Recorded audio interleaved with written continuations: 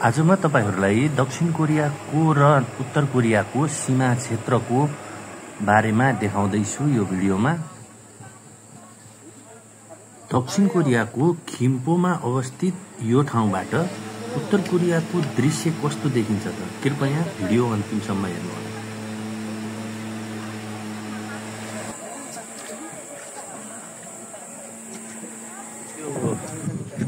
म अहिले दक्षिण कोरियामा छु र यो खोला तपाईहरु देख्नुहुन्छ, यो खोला पारीको यो गाउँ, यो जुन देखिएको गाउँ छ यो उत्तर कोरिया हो। यो उत्तर कोरिया म तपाईहरुलाई जुम गरेर देखाउँदै छु। उत्तर कोरिया यो ठ्याक्क खोलादेखि पारीको चाहिँ उत्तर कोरिया, वारी चाहिँ दक्षिण कोरिया। यो सिमाना पर्छ यो खिम्पोमा।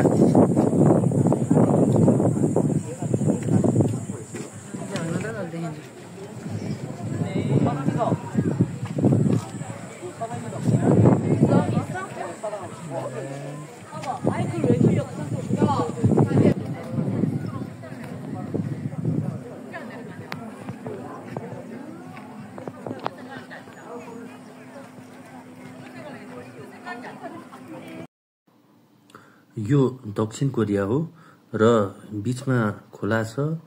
त्यसपछि लगत्तै देखिने यो भूमि छ जुन तपाईले देखिरहनु भएको छ, यो नै उत्तर कोरिया हो।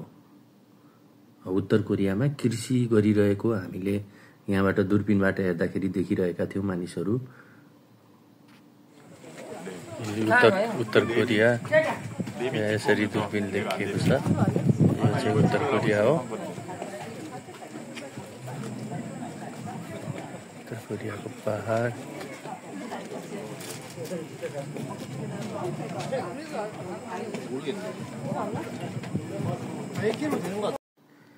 यहाँ दक्षिण र उत्तर कोरिया जोड्ने कुनै पनि भौतिक संरचनाहरू छैनन्। उत्तर कोरिया पूर्ण रूपमा अलग छ। तपाईलाई भिडियो कस्तो लाग्यो कृपया कमेन्ट गर्नुहोला।